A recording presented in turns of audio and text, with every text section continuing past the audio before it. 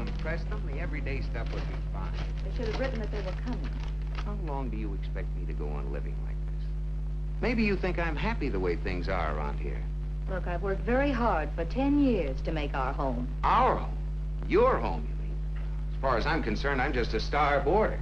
Oh, yes, my meals are ready on time, my laundry's taken care of, I got the chair I like. Then what else do you expect? What any man expects when he gets married. A wife.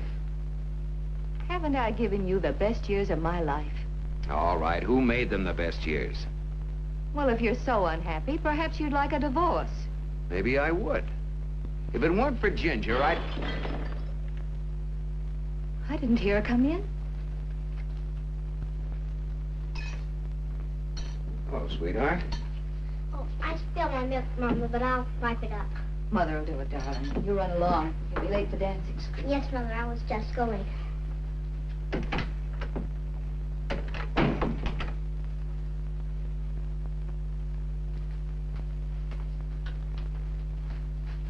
Ruth? Yes? I'm sorry I lost my temper. I guess I'm a bit nervous these days. You're the doctor. You should know what's wrong. I do. Must you do that, Ruth? I want to talk to you. Well, I can't let it dry into the linoleum. I never should have chosen this light background. I'm just a slave to it, trying to keep it clean.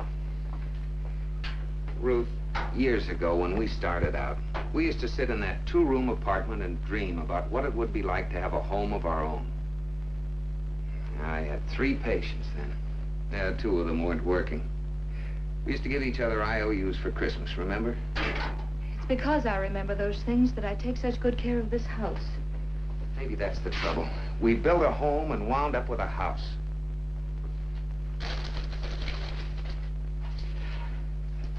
A place for everything and everything in its place.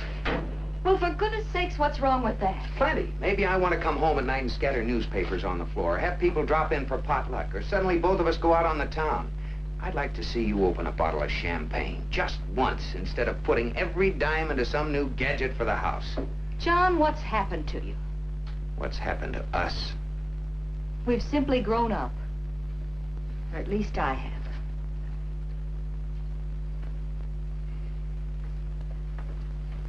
John, if you still want to ask Harvey and Jane to do... Forget it. I'll take them out to the country club.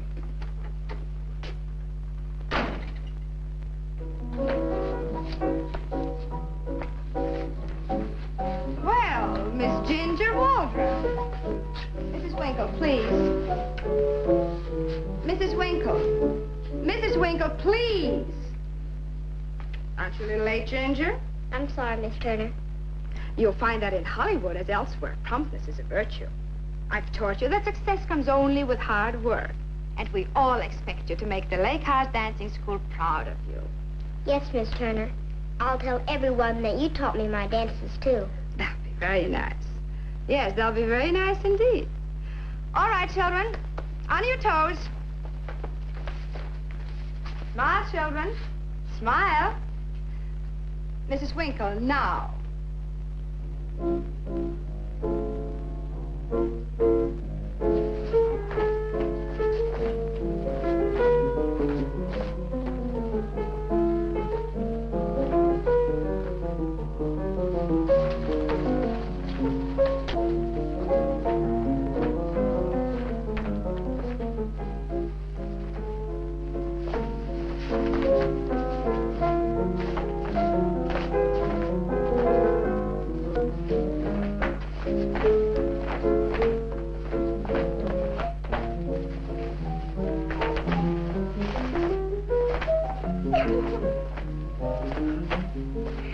Ginger, what's the matter?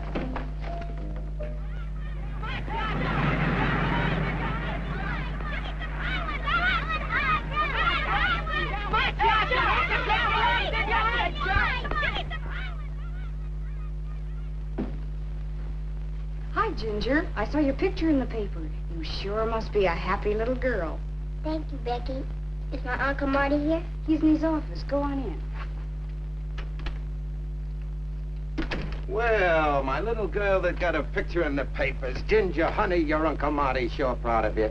You know, I always said that you were the most talented kid in this whole state. Which reminds me, Where's that dime you bet me? Come on. I got it. That's what I like. A woman who pays her debts. Another dime for the community chest. Of course, when you're a big movie star, you'll have to come across with lots more than that. Now, tell me all about it. When do you leave? I don't know. Well, I guess the studio will wire your mother. You know, you just take after your Uncle Marty. You know that, don't you? I was no mean hoofer myself a few years back. Hey, you look kind of gloomy for a little girl that's going to Hollywood. Uncle Marty, I'm afraid. What do you mean, afraid?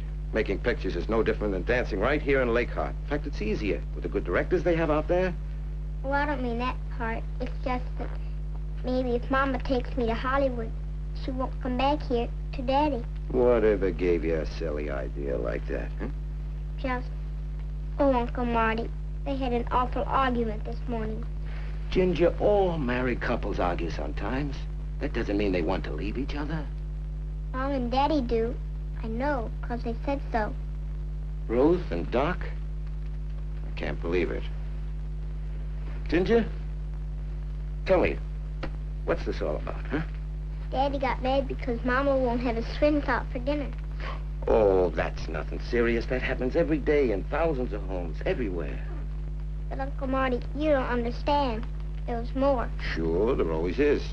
And then tonight, he'll bring her home a box of candy, and all will be forgiven. You know something? That's one of the reasons I never got married myself. I can't afford all that candy. But they said something about getting a divorce. Mm-hmm. Well, if it got that bad, you'll be stuck for at least a bottle of perfume. Oh, Uncle Marty, then you think they'll be all right? Sure. And you'll get to Hollywood if I have to take you there myself. Hey, that's not a bad idea.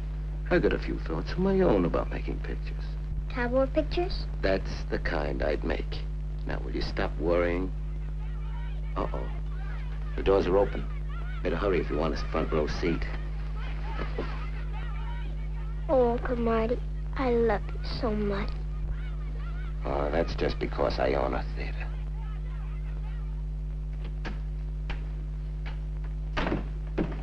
Okay. Is there a doctor in the house? Just by accident, there happens to be one in that office. Marty, you can go right in. The doctor's alone. Thanks. Hello, Marty. Okay. You were right about Ginger. Yes, but I'm not here to talk about my favorite protege. Oh, that back troubling you again? No, John. This isn't a professional call. It's personal. In fact, maybe it's too personal. Well, now, Marty, you know there's nothing we can't discuss. You're not in some kind of trouble. Look, Doc, we were pals for a long time, before you married my sister. We never pulled any punches. So here it is straight. What gives with you and Ruth? Then Ginger did hear us this morning. Yes, she did. That youngster actually thought you and Ruth were on the point of a divorce. I assume Ginger's just imagining. I don't know, Marty. I don't know. But you and Ruth unhappy? Why, if two people ever spoke the same language, what's happened? You really want me to answer that? Of course. And I'll have to speak to you man to man and not as Ruth's brother. Shoot. Marty, a marriage contract's an odd thing. It's made up of many compromises. Now, you said yourself that Ruth and I used to speak the same language. Well, that's true. We shared the same likes and dislikes and even the same ambitions. She's a good mother. There's no doubt about that. I'm very proud of Ginger. She keeps a lovely home. And that's very true. But, Marty, a husband wants more than just a housekeeper. If he's faithful, he wants his wife to keep alive that urge that attracted him to her in the first place. Well, I've made you uncomfortable. I'm sorry. Well, let's drop it. No. If there's one thing that's got to be straightened out, it's this. Not because of you and Ruth, although that's important, but for Ginger's sake. John, if you could have seen the look on that child's face this morning. I did see it. Then in heaven's name, don't let this thing happen. And about your private life with Ruth, well, it is possible you might expect too much of her. Well, is it too much to expect a woman to keep herself attractive? After all, a man falls in love with a woman who appeals to him physically as well as spiritually. It's their mutual duty to keep those qualities alive. But they don't die, do they? Let me explain it to you this way. Marriage is a cycle. Two people meet, are attracted to each other. They find mutual likes and interests. Then comes courtship, then love, and then marriage. Well, that seems a natural course of events. It is, but the cycle continues. As a doctor, I see living examples of it every day. After marriage, there comes a period of the delights of newly married life. And then from feverish intensity, there comes a warm contentedness. But that's how a marriage should be, isn't it? Of course. When this cycle continues, as it has with Ruth, there follows a period of complacency, then patient submission, and finally a total disinterest in marital relationship. And then they're right back where they started. If the doctor won't go to lunch. Oh, thank you, Kay. You know, Doc, such a nurse could make a long illness a pleasure. I don't know what I'd do without her. I wish he meant that. You know, Doc, with Ruth away, you'll both have an opportunity to think things over. I hope you're right. I've certainly tried hard to be reasonable. There's nothing wrong with you two that this vacation away from each other won't cure. Thanks for the diagnosis, Doc. Think nothing of it. I'll send you my bill the first of the month. So long, Doc. Goodbye.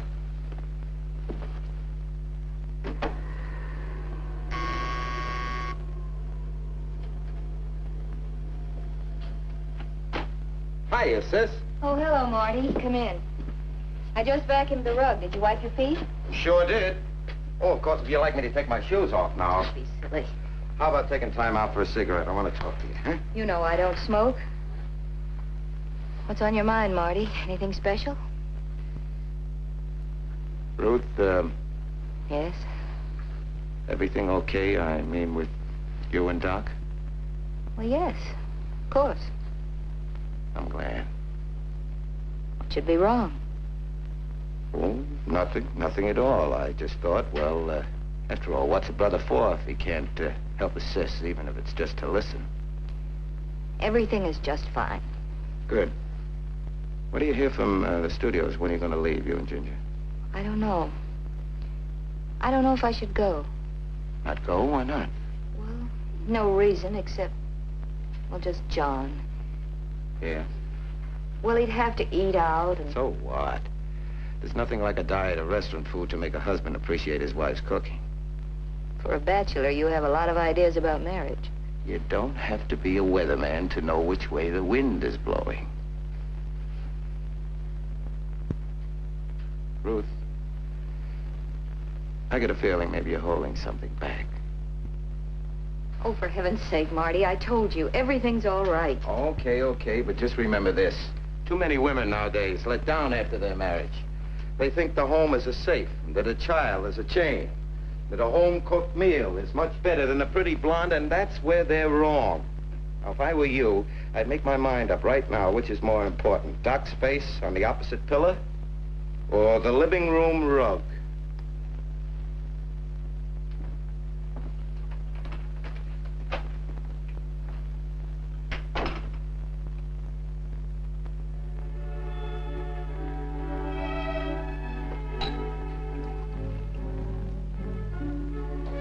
This is the third glass of water, young lady.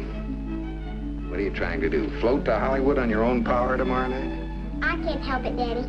I'm so excited thinking about it, I just can't sleep. I know, baby. Trip to Hollywood's a big event in anyone's life. Daddy, talk to me so I'll get sleepy. Well, that's a compliment. Are you gonna miss me, Daddy? Like the dickens. And will you miss Mama, too? Oh, naturally I will. How much do you love Mama? More than me? Well, the answer isn't yes, and it isn't no. I get to sleep. You'll be late for Sunday school tomorrow. Daddy, tell me again how you met Mama. Ginger, you're stalling. Please, Daddy. Well, it was a blind date at the senior prom. Your Uncle Marty asked me if I would take his sister. She was a nice girl with a pretty name, Ruth. Because she was coming up to the college to see him, and he had a date with a blonde, and you didn't want to take Mama because you said twin sisters were always fat with buck teeth. You see, you know it better than I do. But Mama wasn't fat. No, she was beautiful. What was she wearing? Fluffy pink dress. Last time you said it was blue. And she was so lovely, I never paid much attention to the dress. And you kissed her and proposed to her that very night.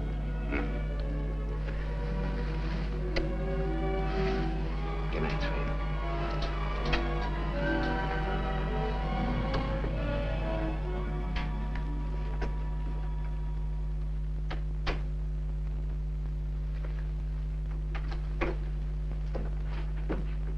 I thought this would be nice for Ginger to wear when we go to the studio to make the screen test. Sure, they'll love her in that one. What a job ironing all those ruffles. But it was worth it. Have you much more to do, dear? No, thank heavens. Good. Did you pick up the plane tickets? Yeah?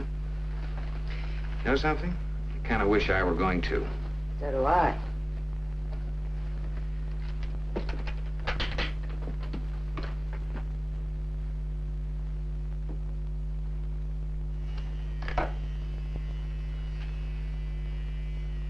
What are you doing?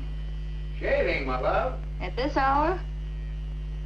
I don't know why I love you, unless it's because you love me. I don't know why I need you, unless you need me too. We thought we'd never get together, but... You finished packing yet? I'm going to do the rest in the morning.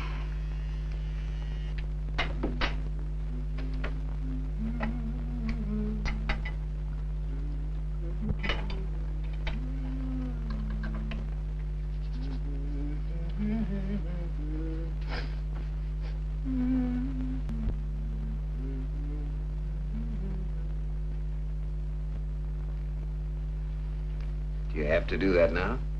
If I didn't, my hair'd be a mess tomorrow. Could have gone to a beauty shop today. With the refrigerator to be defrosted, all Ginger's dresses to iron, it just wasn't time. Why didn't you have Miss Bogan come in and help you instead of tiring yourself out? Because I'm sick and tired of doing her work all over again after she leaves. Anyway, she charges me too much. You just can't get good help anymore. If you want things done right, you have to do them yourself.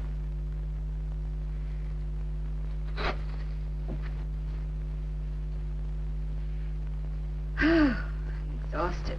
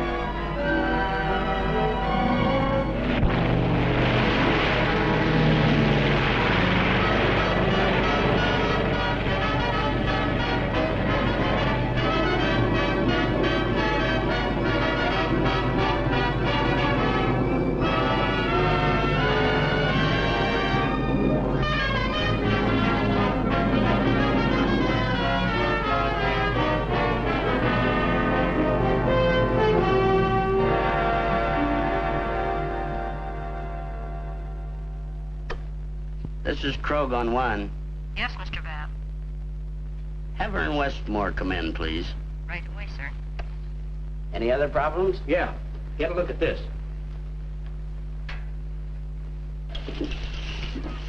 Invasion of Hollywood. All the winners of your National Child Talent Contest. 48 states, 48 winners, and they're all here. And you get a kick out of every one of them. Yeah, look at that little fellow over there.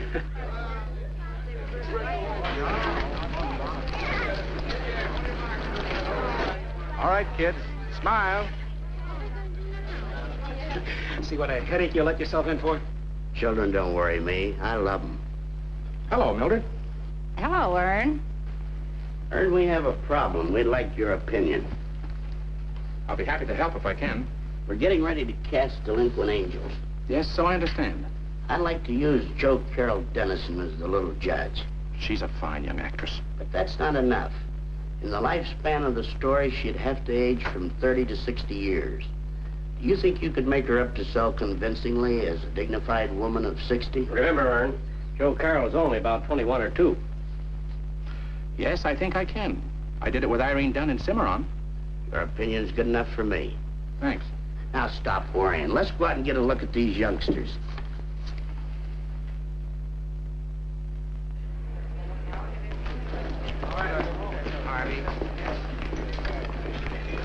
Where's the little girl who works in the desk?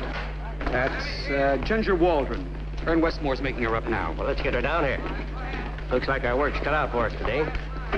And my Uncle Marty owns a theater in Lake Hart. Tell me, young lady, do you have any pets? Yes, sir. What about a pony or a dog? Oh, I have a nice little dog. Her name is Dixie. What kind is she?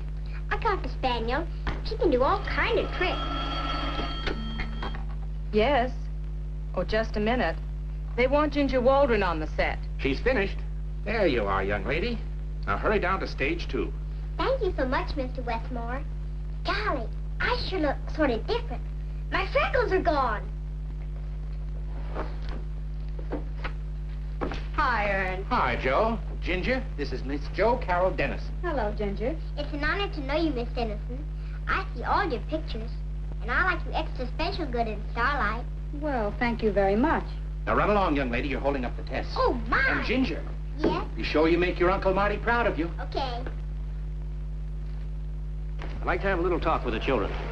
All right, all the contestants up here, please. All the contestants. Everybody up. Come on. Now, children, I'd like to say just a few words. I know all of you have talent, otherwise you wouldn't be here. But what you probably don't know is this. Every year, thousands of ambitious, talented youngsters are brought to Hollywood. Out of all of them, only a few ever get in the movies. Now, facts are facts, and not even broken hearts could alter them. Today, you'll all have your chance. So the best of luck to everyone. Mama told me to tell you to Now, photograph you just forget everything Mama's told you about the movies, because Mama never made a picture in her life. You go in there and be yourself. All right, who's first? You know, I'm terribly excited about doing this part. Most girls your age would be scared to death. That includes me.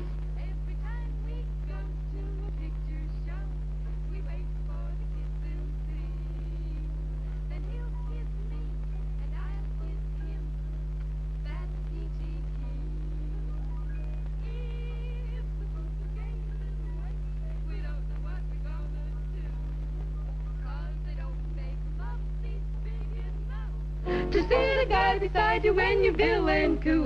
So we'll go for a spin in his hunk of tin till we run out of gasoline. There's lots of room beneath that moon. You know what we mean. Oh, how we spoon when we have room. And that's a peachy keen. Good. Yeah, that was swell, girls. Now squint your nose. That's fine.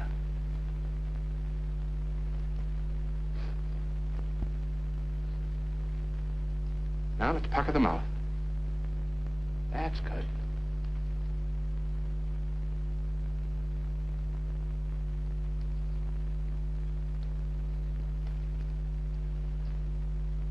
Ern, do you think I might damage my career playing a woman of 60? It's one of the greatest tests I know of a person's acting ability, and it's a great opportunity for you.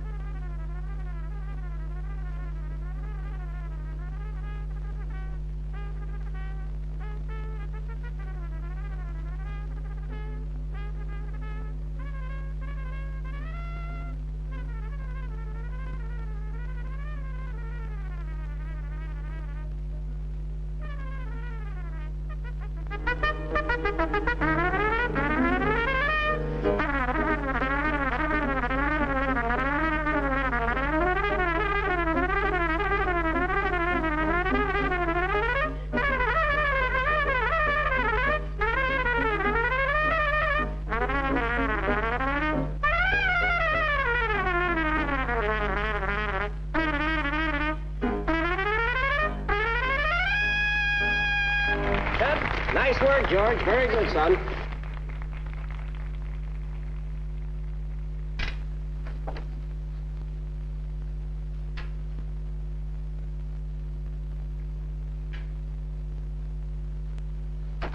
There you are, young lady.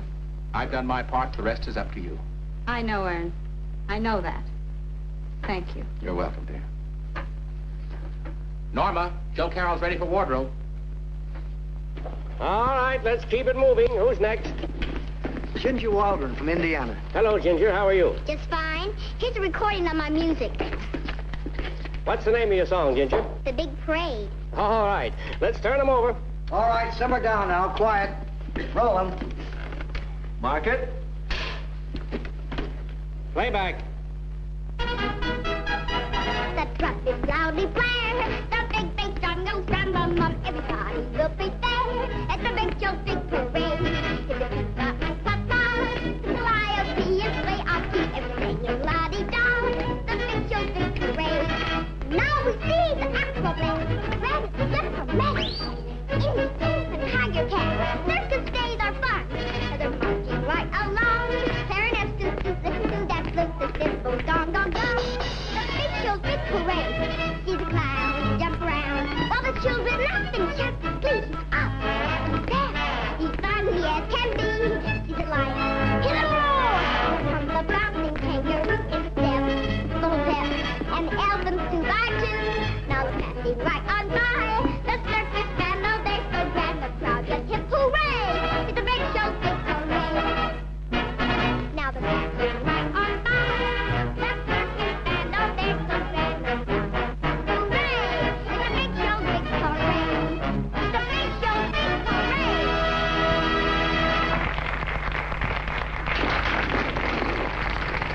Oh, am I glad to get that wig off. You know, I actually felt like a woman of 60 or 70. That's psychological, and it works both ways. You know, proper makeup can make older women feel younger, and younger women feel more beautiful. And if you don't believe him, ask his wife. Hello, darling. This is my wife. Betty, this is Mrs. Waldron and her daughter, Ginger. How do you do? How do you do? Ginger just made a test with me. I know. I was on the set. You both were wonderful. Thank you. But I don't mind telling you our son Bobby was burned up because he couldn't get a part in this picture. Joe Carroll, I just couldn't believe it was you. Darling, you did a wonderful job. Thank you, dear. My wife is my most severe critic. Okay, old lady, let's get this age off. What's it like, Mrs. Westmore, to have a husband who's so glamour conscious? Oh, you mean, do I have to work hard to compete with the screen stars Ern works with every day? Well, yes, I suppose I do. Well, Mrs. Waldron, all wives are the same. I think we all try to be the best-looking woman in our husband's life, don't we? Yes, of course. Mrs. Waldron, how would you and Ginger like to have dinner at our house tomorrow night? Thank you very much, but... Oh, that's a wonderful idea. Ginger, how do you get along with boys? Well, I do all right. Then it's a double date. Now get right to sleep, darling.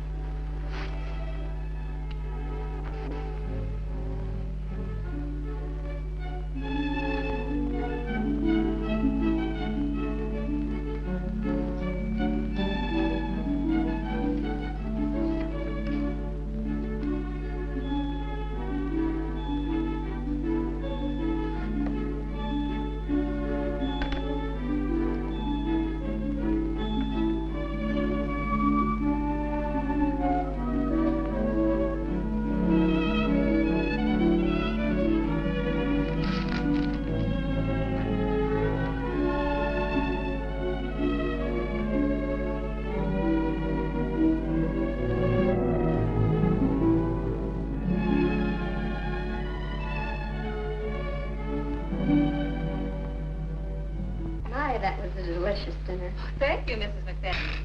Judy, would you help me, please, dear? Oh, I'll help, too. I hope she doesn't break a ditch or anything. I don't believe she will. Mrs. Waldron, your daughter's posture is certainly correct. What a lovely carry. Why, thank you. That's very gratifying. Coming from Mrs. McFadden, that's a real compliment. You're very kind. I mean it. The name McFadden has become as synonymous with physical culture as, As Westmore is, with beauty and glamour? Oh, Judy will get those, honey. Bobby, suppose you take Ginger to the playroom. I gotta work on my super cheap. Girls don't understand electric trains. Bobby, this is a woman's world. They understand everything. Oh, all right. You want to watch me fix my trains? I'd love to. Seriously, Johnny Lee, I've looked forward to this dinner date. I'd like to hear firsthand the McFadden theories. Well, talking about it won't streamline anyone. You know, you could use some physical culture yourself.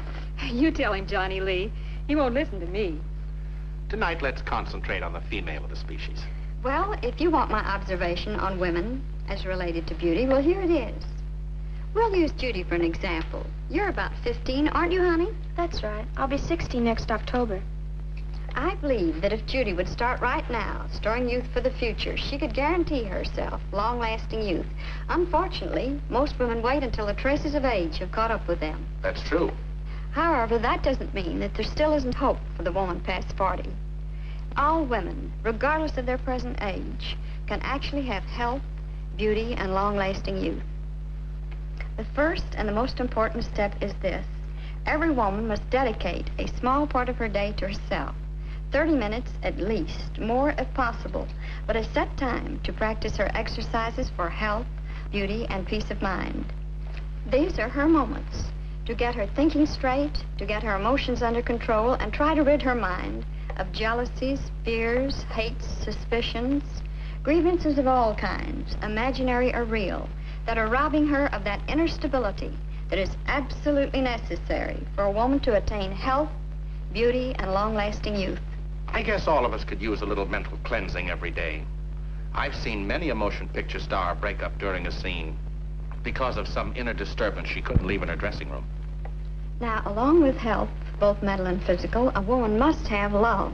She must love and be loved in return. If she hasn't someone to love, for goodness sakes, get work of some kind, with some outlet for her emotions. What is the McFadden thinking on diet? The woman must take 4 days out of the 7, and in those 4 days, she must abstain totally from all of the things that she knows are wrong for her, controlling her appetite and eating in normal proportions. Well, the other 3? Well, I don't advise going overboard, but in the remaining 3 days, the average woman can indulge in occasional sweets, cocktails, or cigarettes. But the important thing is not to cheat on your 4 good behavior days. Make a note of that, Betty. Oh, look who's talking. What about the exercises, Mrs. McFadden? Oh, yes, that's what we want to hear about. I'll show you. Then there'll be no misunderstanding. A woman must remember that this part of her body, from here to here, must be kept firm and alive. This simple exercise will accomplish this. You just sit down on the floor and put your legs out straight, and remember, you must do this exercise slowly. Put your hands back to the floor and come up slow and pull. It's that pull that firms the bust line and the tummy and the hip. Go back to the floor, slow and pull, pull, pull. Then you pull up straight and you pull your feet together and go back over your head. See?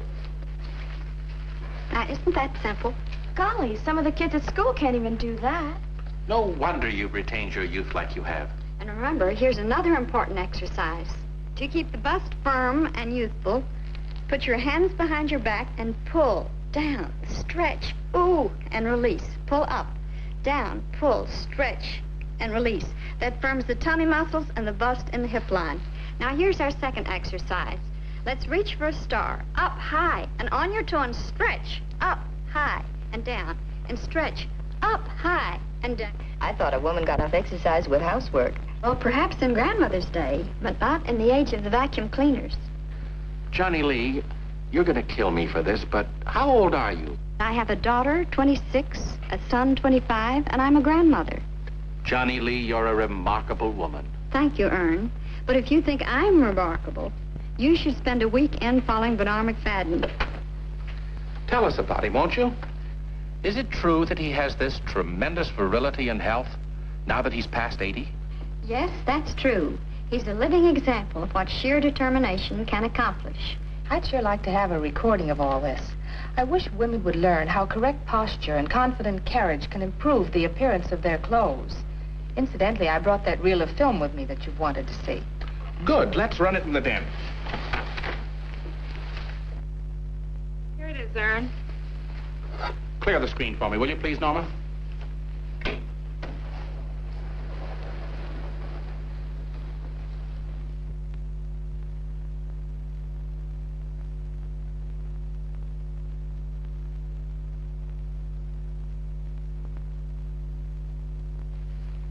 Amos Jennings.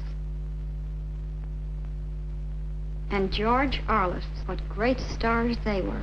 Great people, too. The pictures were The Way of All Flesh and Disraeli. Oh, isn't this Frederick March? As the handsome Dr. Jekyll, and also as Mr. Hyde.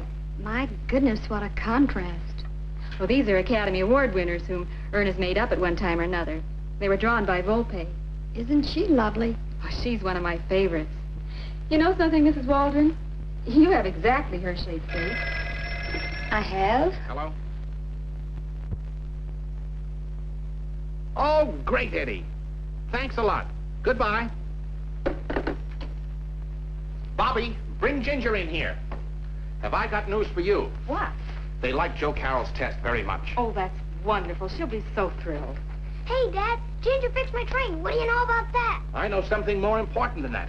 Ginger, you passed your screen test with flying colors, and the boss is crazy about you. Mama. Oh, honey, I'm so proud of you. She fixed it with a bobby pin. What's that? I know. Mrs. Waldron, they want to talk to you at the studio in the morning about a long-term contract. We'll be there all right, won't we, Ginger? You bet. Let's call up Daddy and tell him what happened. Oh, yes, we must. May I? I'll reverse the charges. Wouldn't you rather use the other phone? You'll have more privacy there. Oh, what time is it? 10 o'clock. Well, then it's midnight back home, but I don't think you'll mind. I don't think so. Thank you, Mrs. Westmore. In fact, thank you so much for everything. Oh, forget it. And please call me Betty, Mrs. Westmore's Ern's mother. Okay. Betty? Dial 110 for long distance.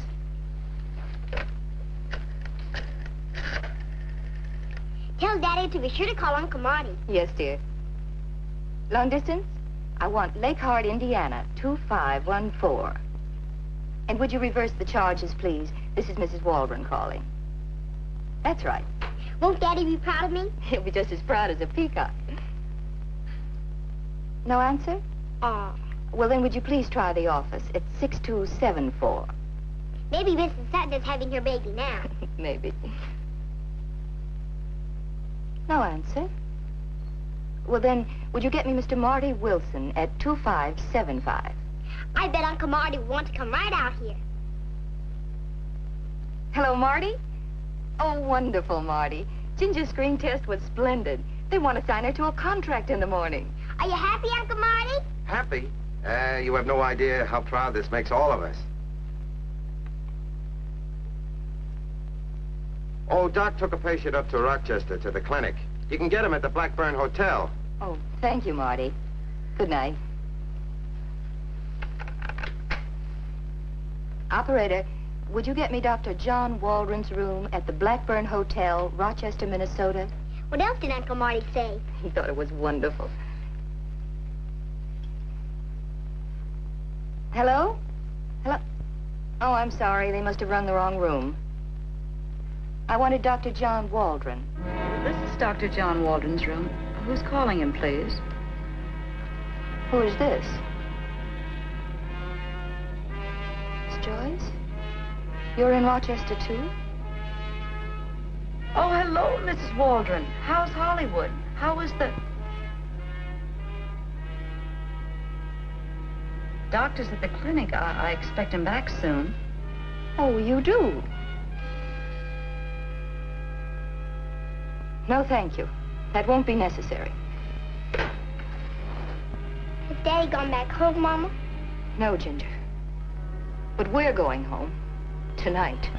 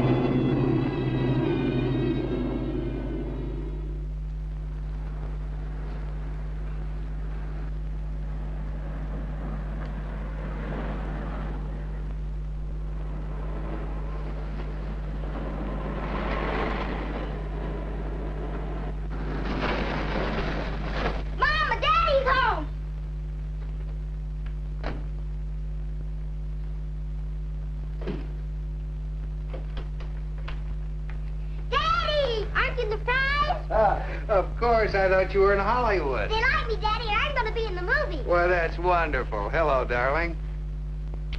We were supposed to go to the studio this morning, but Mama said we must come home. What, they brought you home? Well, why? Did you change your mind about Ginger's career? No, of course not. You run along to bed, Ginger dear, and get to sleep. It's very late. You can tell Daddy all about Hollywood at breakfast. All right. Night, Daddy. Good night, Annie. What happened, Ruth?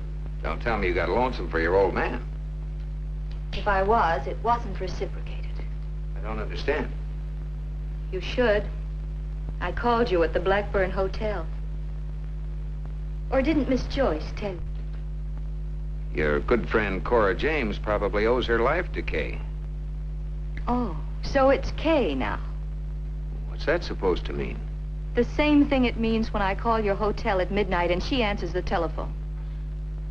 What was she doing in your room? Now, look, darling, I asked her to wait there because I expected several calls. Now, do you understand? No, I certainly do not. Why was it necessary to take Kay with you at all? Because I needed my nurse to help with the patient in this case, and that was her sole capacity. Now, are you satisfied? Well, I'm not. I told you I had to take Cora James to the Mayos, but it didn't even register. You went to school with Cora. Her husband was Marty's best friend, but you're so wrapped up in your own little world that you didn't stop long enough to even ask about Cora's condition. But that's just like you. How dare you speak to me in that tone? Because you've got it coming to you. I've put up with your selfishness long enough. If there's one thing you can't accuse me of, it's of being selfish. What else do you call a wife who thinks her relationship with her husband ends when the dinner dishes are done? Or on rare occasions bestows her affections like it's a special compensation? I won't listen to any more of this. You will listen, or you'll be sorry for the rest of your life.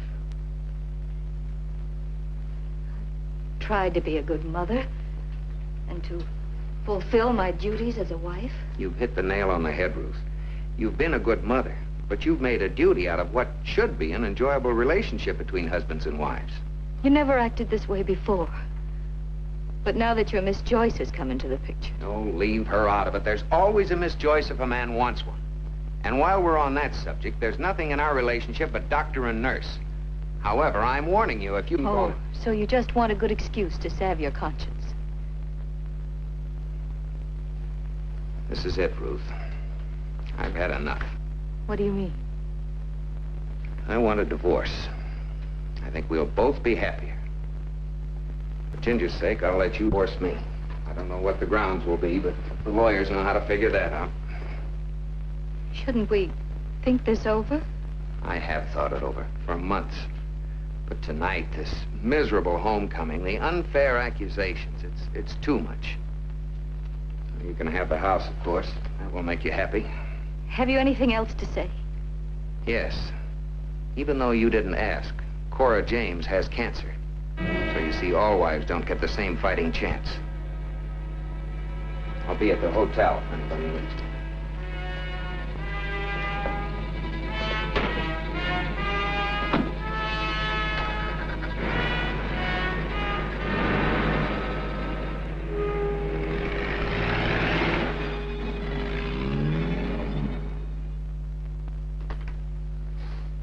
Well, look who's here. Now, tell me all about Hollywood. I called your mother this morning. She said you were a great big hit. Is that all she told you? Sure. Hey, don't tell me you're engaged to Gregory Peck. No, it's... Uncle Marty, I want a lawyer. You want a what? I want a divorce. A divorce? Oh, come now, Ginger. How Hollywood can you get? It's not Hollywood. It's here. My mom and daddy are getting a lawyer and getting a divorce. So I want one, too. Ginger, I'm sure you misunderstood this thing. You mustn't talk about it. You know what a divorce is? Yes. It means the people don't want to live together anymore. My daddy told my mama he wants to divorce. And if they don't want to live together, I don't want to live with them. Ginger, honey, I don't think your daddy really wants a divorce, or your mother either. But if you could have heard the way they were talking so loud at each other last night. That's because they were angry. Remember the time you had a fight with your best friend, Carol? How mean you talked to her? How you call her a red-headed gollywog? Well, she called me a stinker. But you both felt awful bad. And then you cried, and you made up with her, and you never had a fight again. And deep down inside, you really liked her, didn't you? Uh-huh. Well, that's how it'll be with your mother and Daddy. You'll see. But Uncle Marty, you don't understand. Daddy didn't even stay at home to sleep. Well, Ginger, just what were they fussing about? I heard Mama say something about Miss Joyce, and that made Daddy awful mad. Oh, I see. Uncle Marty, I thought I wanted to be in the movies more than anything else in the world. But now I don't even care. All I want is for my daddy to come back home and for everything to be like it used to be.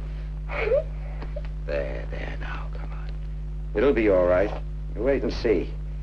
And you'll go back to Hollywood, too. Come on, now look at that. Will you stop crying all over my hand-painted tie? We could only make them love each other again. You always fix everything up, Uncle Marty. Won't you please fix this? Well, honey, this is something I don't think that even Uncle Marty can interfere with. But there is someone up there who'll watch over them and see that it's all right.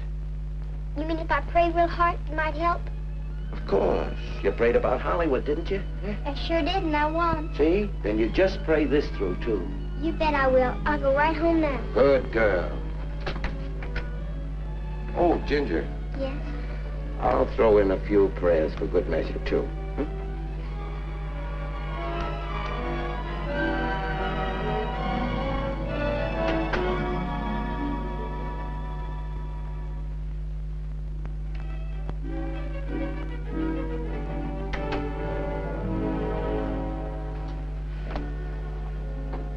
Dear God, I know I'm always asking for something, but honest, this is just about the most I ever prayed for.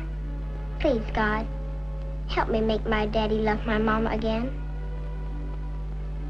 Oh, that's a wonderful idea. Thank you. Amen.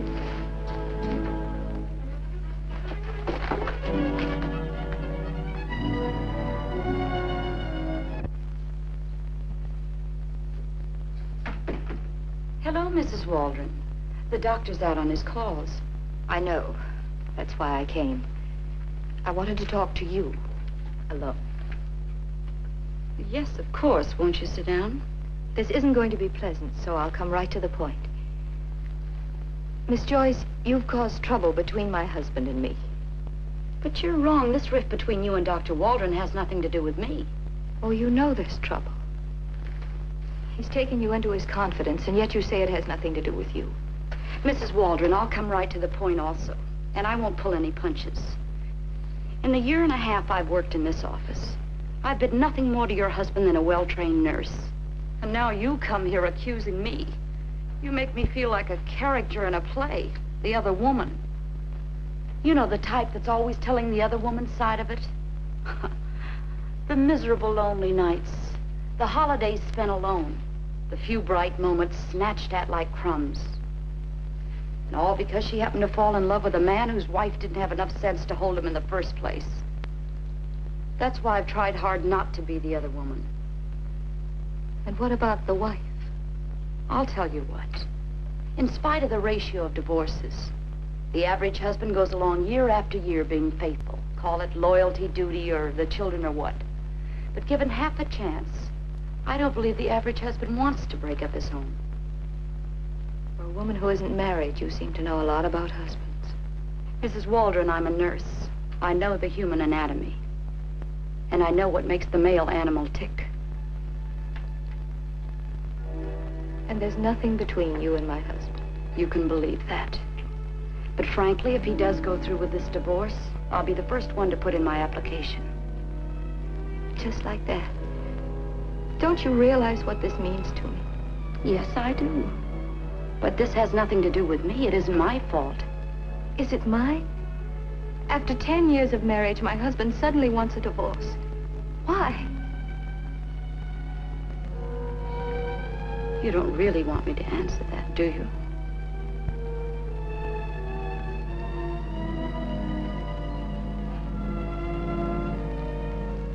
Please don't tell the doctor I was in.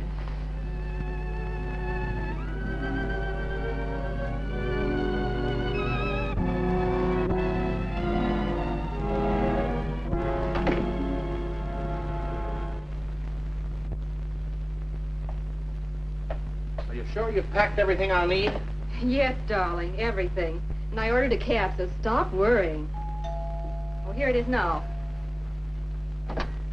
Yes? Have a special delivery addressed to Mr. Westmore, makeup artist, Hollywood. Could that be you?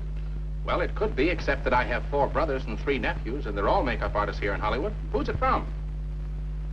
It's from Ginger. Ginger? Yes, look here, Lake Hart, Indiana. It's for me, all right. My congratulations to the Postal Department. The mail does get through, doesn't it? Well, you know our motto. Neither snow, nor rain, nor gloom of night. Nor smog. Thank you. Good night. Good night.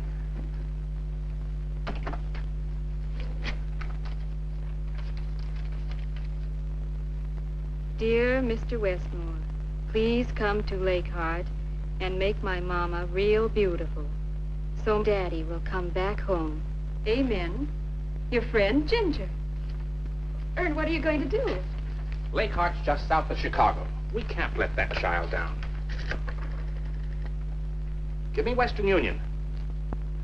Western Union, I want to send a night letter to Miss Ginger Waldron, Lake Hart, Indiana. And mark it personal, please.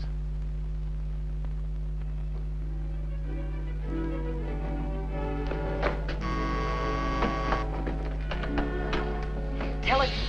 Graham for Miss Ginger Waldron. That's me. Sign here. Hey, why are we whispering? Who's sick? Nobody. Oh, that's too bad. Huh?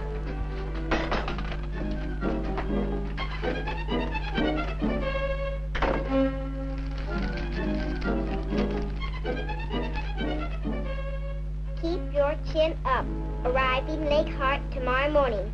Love, Ern Westmore. Dear God, believe me. That's what I call service. Amen.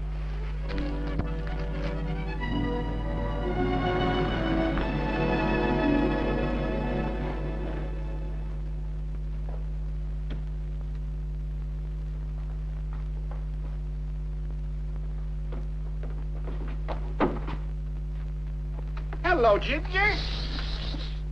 Thanks for coming, Mr. Westmore. Thanks a lot. Don't tell Mama about my letter. Oh, I get it. Come on in.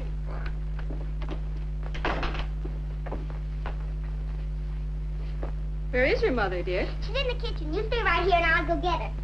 Well, for goodness sake, the Westmores. How are you? I'm glad to see you. What brought you to Lake Hart? Ern speaks at a convention in Chicago Monday, so we thought we'd just drop by and say hello. How wonderful. Have you had lunch? No, we had nothing but coffee on the plane, and I'm starved. Well, then I'll fix you something. Wonderful. Oh, Ginger, dear, look at the time. You'd better run along or you'll be late again. Oh, do I have to go to dancing school today? You've got to keep in training, young lady, if you're going to be in the movies. All right, but I'll be back by 1:30. We'll be here. I'll help you get lunch, Ruth. You certainly have an adorable home. Thank you.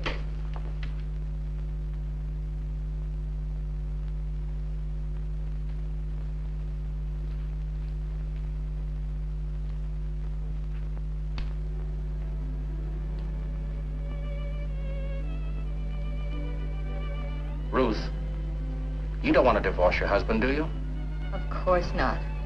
But what can I do about it? What any intelligent wife would do. Put up a fight. Betty and I'll help. I'm afraid it's too late for that. It's never too late. Well, I'd do anything in the world. Oh, excuse me. Hello? Oh, hello, Marty. Look, I'm in no mood to go to any country club dance, so please don't reserve a table for me. Thanks anyway. Bye. That crazy brother of mine. When is this dance? A week from today. Is it quite an affair? For some people, it's the biggest thing in Lake Hart. I've got news for you. You're going. But first you're going to Chicago with us for 3 days. For 3 days? What in the world? Don't bother me. I'm hatching a plot. But I can't. I've got Ginger. Phone Uncle Marty or the mayor. Hire a babysitter. Please, what is this all about? Don't ask me. But when Ern sets his mind to hatching a plot, anything can happen.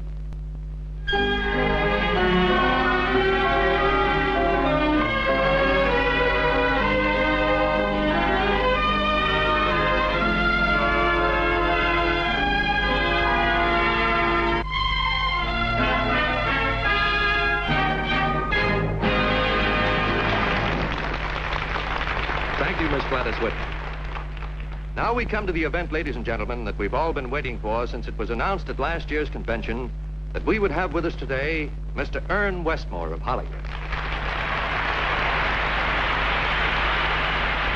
Possibly for the benefit of the younger beauticians and hairdressers who are attending this convention, I should mention that Mr. Westmore is one of the world's foremost authorities on beauty and glamour. His work these past 25 years as a director of makeup in Hollywood's motion picture studios has made him the dean of makeup artists. Many of the great stars and screen characters of Paramount, Warner Brothers, 20th Century Fox, Eagle Lion, Hallmark, and other films owe much of their fame to him.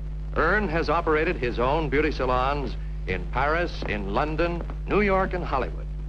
And we like to think of him as one of us.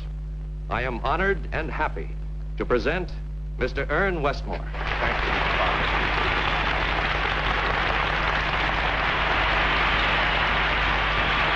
Three more applause than I've received in my entire life. And I don't mind telling you, it makes me feel awfully good.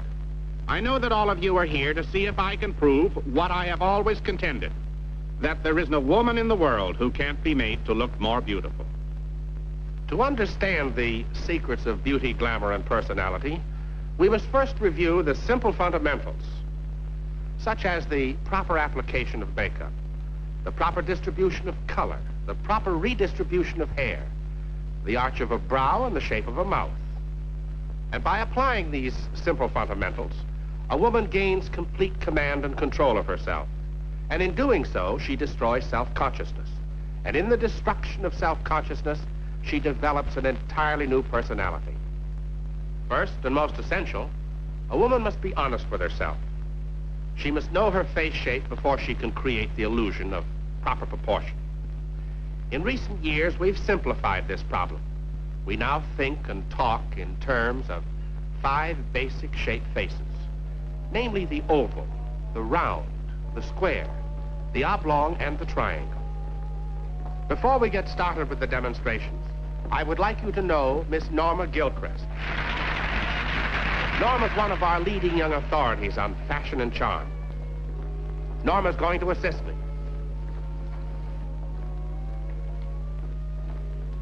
On last Saturday afternoon, we selected 5 women from a group provided by your committee. They represent the 5 basic types of faces, namely the oval, the round, the square, the oblong, and the triangle. We'll take the oval type first, since the oval is the ideal face. Mrs. Waldron, will you take your place behind the before frame, please? With the oval face, for the most pleasing and attractive appearance, a woman must retain the oval shape. With all other types, a woman's job is to create the illusion of ovalness.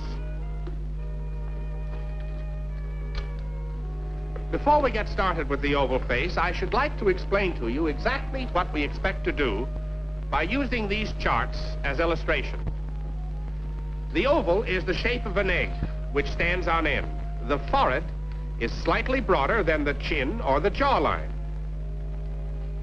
Even though this woman has a perfectly shaped face, its beauty can very easily be destroyed through the incorrect application of makeup and hairstyling. Note here in this incorrect makeup, the hair is dressed low. The brow is arched high. The rouge has been applied in a circle.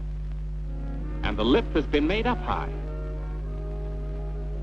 This, in contrast, is the correct application of makeup and hairstyling.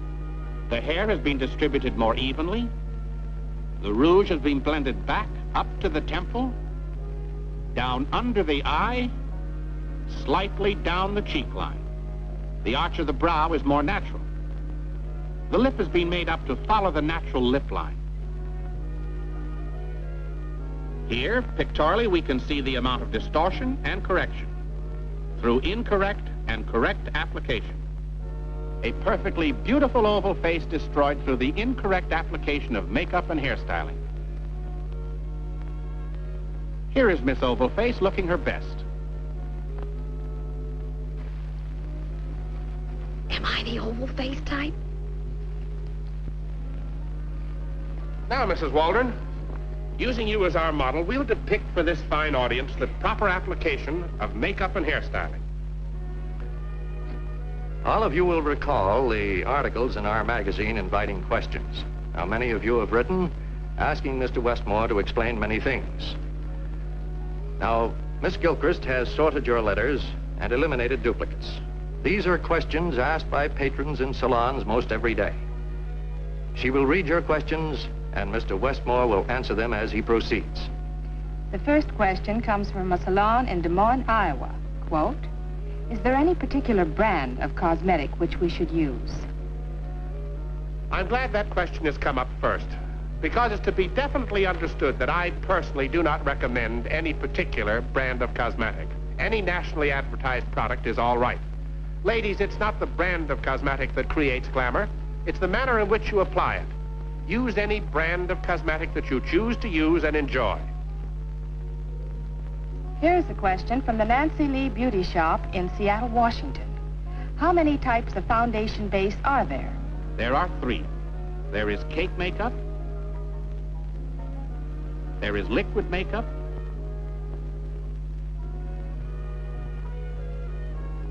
and there is cream base. This is pan stick cream base, which I'm using on the oval face. There were several questions regarding the use of cream rouge. What is the purpose of cream rouge? When using a cream or liquid foundation base, you must always use cream rouge. Then dry rouge may be applied after powdering. Mr. Westmore, many at the convention would like you to explain the proper location and distribution of rouge on the oval-shaped face. No matter which kind of rouge is used, moist or dry, on the oval face it must be placed in the center of the cheek. Blended up over the cheekbone toward the temple and carried lightly up under the eyes. This salon operator would like to know what the basic colors in eyeshadow should be. That's a good question. First of all, there should be no fads in makeup. In order to create the illusion of glamour, there are hard, fast rules which must be adhered to. So far as I'm concerned, we need only 2 shades of eyeshadow, brown and blue-gray. And above everything else, it must be remembered that eyeshadow at all times is to be applied sparingly. There were many questions sent in regarding the use of a pencil in outlining the eye. Quote, is it necessary to outline the eye for good makeup? It is just as important to outline an eye as it is to frame a picture. Remember, the eyes are the windows of your soul. However, you should never use an eyebrow pencil on your lower lid. And never use anything but a shade of brown. Black is taboo and only tends to age you and harden your expression. Now, friends, let's stop for a moment and examine this makeup to see if everything is well blended. First, let's view the overall picture. A clean hairline. The base is blended well down under the chin, around the sides of the neck, and the cheek rouge is properly blended. Now, let's clean up under the eyes. This is the region we'll powder first.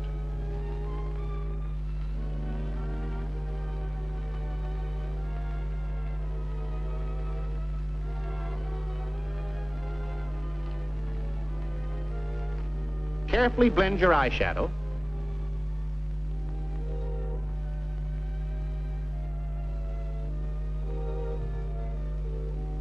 And powder the upper lids next. A thorough powdering, you know, will result in a long-lasting makeup.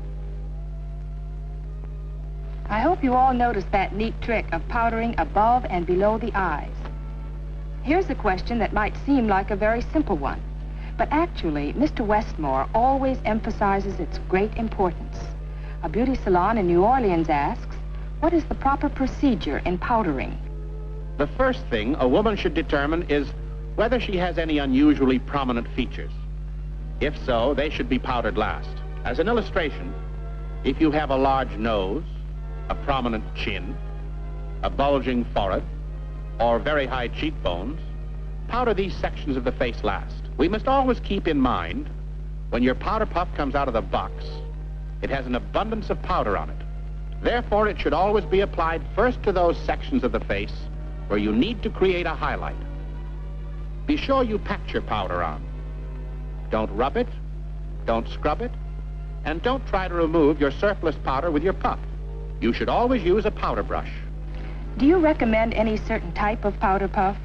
The only powder puff that I recommend is a clean one, and that goes for the face, too. Cleanse your face well before you start your makeup. Wash it with a good soap and warm water. Brush the powder off of the forehead first, then the nose, and over the eyes. Down under the chin. But with upward strokes. Never brush the cheeks down. Always brush them up. Now then, we will use a smudge to brush that hairline so that it is clean and defined. Next, you brush the surplus powder from your brows. And here's the time to wash the surplus powder from around your eyes. Simply saturate a Q-tip with water. You'll find it lends freedom to the expression of your eyes. Many women fail to remove the surplus powder from around their eyes, and that's a bad mistake. It should be remembered that the eyebrow is a very important feature of the face. It expresses every human emotion. Happiness, sadness, joy, whatever the case may be. And a properly arched eyebrow is a valuable asset to every woman's beauty. Let's start the eyebrow directly above the inside corner of the eye. I want you to pay particular attention to the sharpness of your eyebrow pencil. It is very important for the creation of fine hair stroke lines. Create the proper arch above the brow. Then brush up to the arch. Then brush down. Keep in mind, Mrs. Waldron's is the oval face. There's a salon in Pennsylvania that wishes to know the right shades of eyebrow pencils. That all depends. Every woman must select the eyebrow pencil color that most closely matches the shade of her hair. With one exception, never use a black pencil. Many letters were received about the use of mascara. In mascara, there are any number of tones of browns and blacks. Never use any artificial shades. I'll cover this subject more thoroughly as we go along. Next, we apply dry rouge. And never apply dry rouge over a moist base until you have powdered it. I prefer applying dry rouge with a brush. It prevents spottiness and blends so much more beautifully.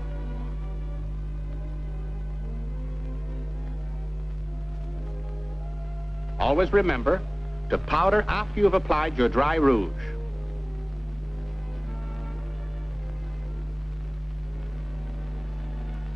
More questions were received regarding lip problems than any other one.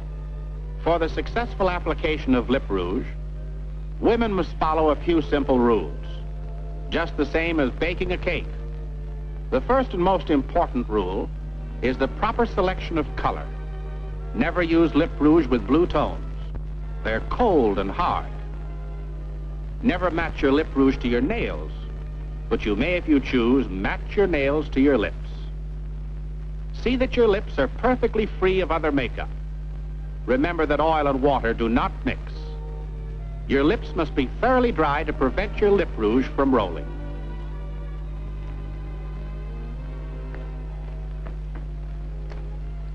Be sure you blot your lips with cleansing tissue. This will make your lips stay on longer and look more natural. Now then, here is a properly made up oval face.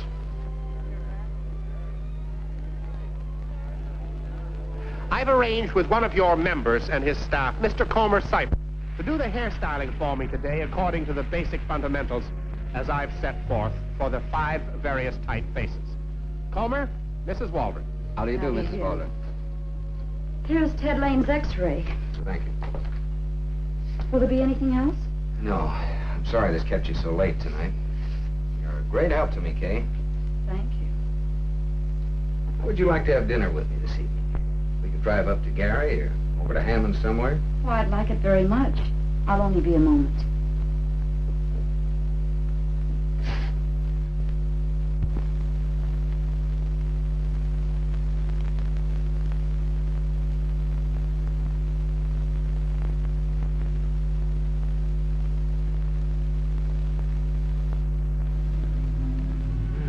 very pretty picture.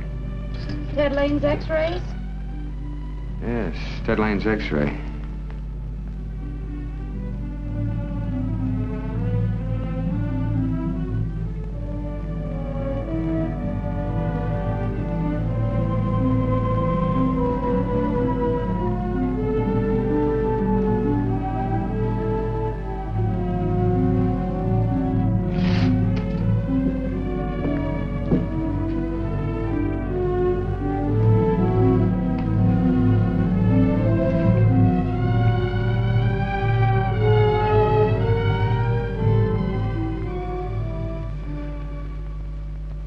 Hadn't we better go to dinner, Doctor?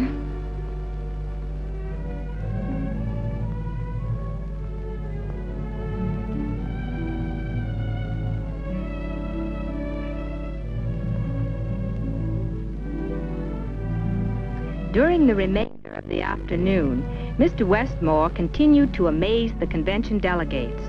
With his world-famous technique and his ability to properly apply makeup, Mr. Westmore brought out the hidden beauty of each of the models, just as he had with Mrs. Waldron. He emphasized to his audience the important fact that before any woman can look her best, she must first learn her face shape.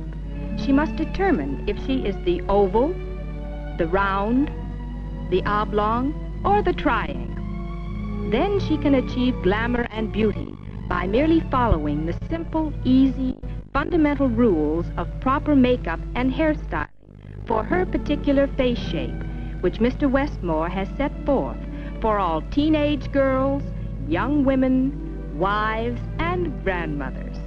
The women serving as convention models are just everyday housewives.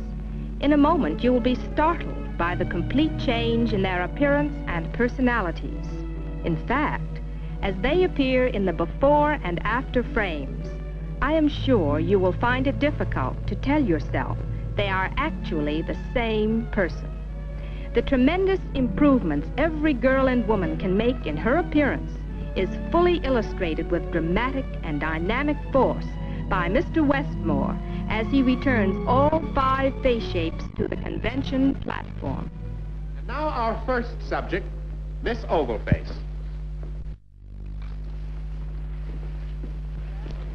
Before and after.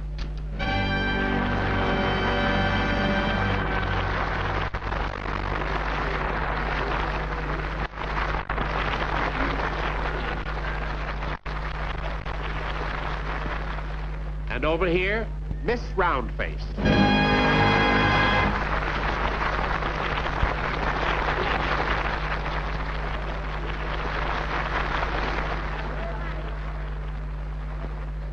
And now Miss Squareface.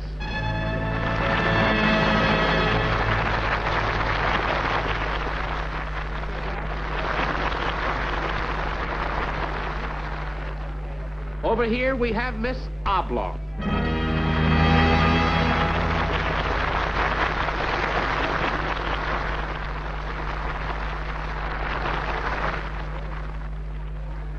And last of all, Miss Triangle.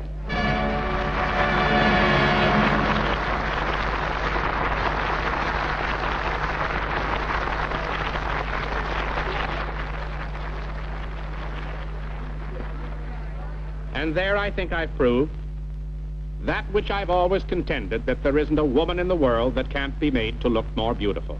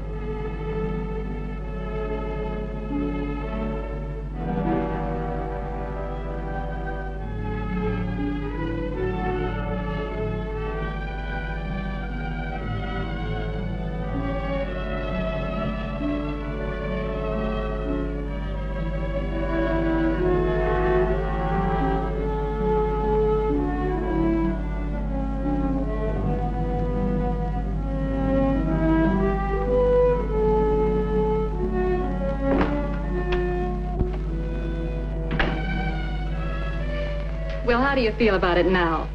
Just like Scarlett O'Hara. I'm never gonna wash my face again. That's what you think. And you'd better enjoy your big moment while you can, honey. Ern's on his way in here, and he's hatching more plot. Well, have you had enough fun for one day? What do you mean? Sorry, Cinderella, but the clock just struck midnight. Take it off. Oh, no.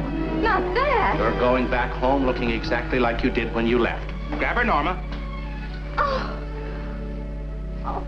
And you're going to stay that way until Betty and I arrive in Lakehart Saturday. You can't do this to me.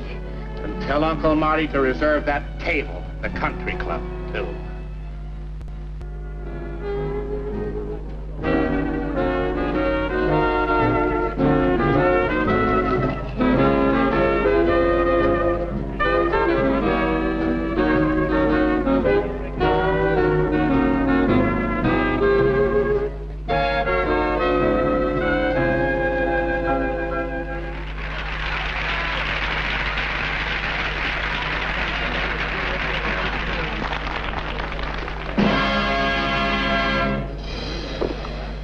Good evening, ladies and gentlemen. As your chairman for the fall dinner dance, I've been elected the master of ceremonies.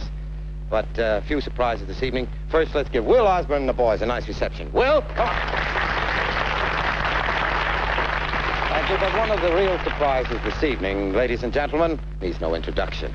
He's a chap that a few years ago was one of our best caddies here.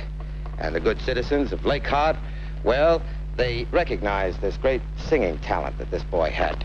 And they got together a fund whereby they furnished his musical education. He has just completed his first nightclub and concert tour. Now, he needs no more introduction. He's our local boy who has made good, Arthur Lee Simpkins. Come on, nice reception.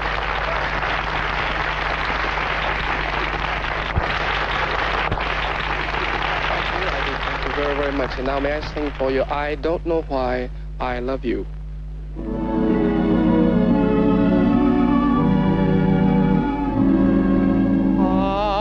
I don't know why I love you, unless it's because you love me. I don't know why I need you, unless you need me too. We thought we'd never get together, but love will come as certain as fair weather. I don't know why I love you, unless it's because you love me, unless it's because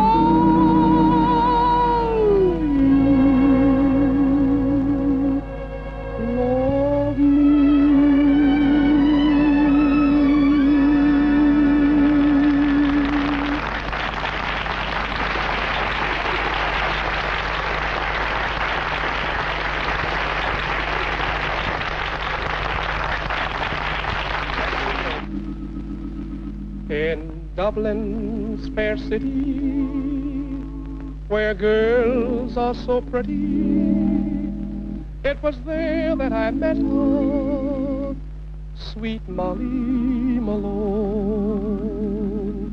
She wheeled her wheelbarrow through streets broad and narrow, crying cockles and morsels, alive, alive, oh.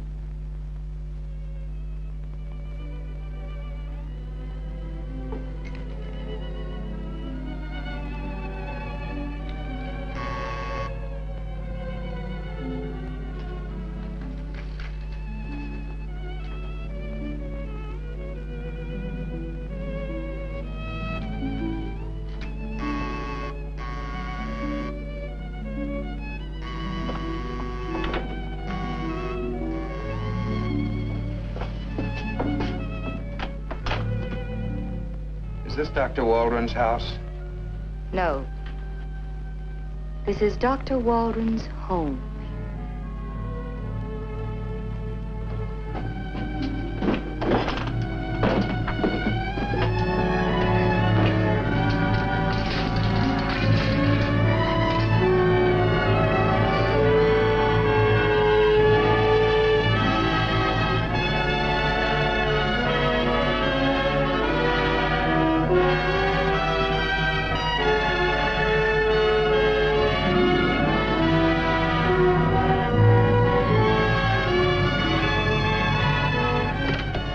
You're in the wrong theater, folks, because this picture's over.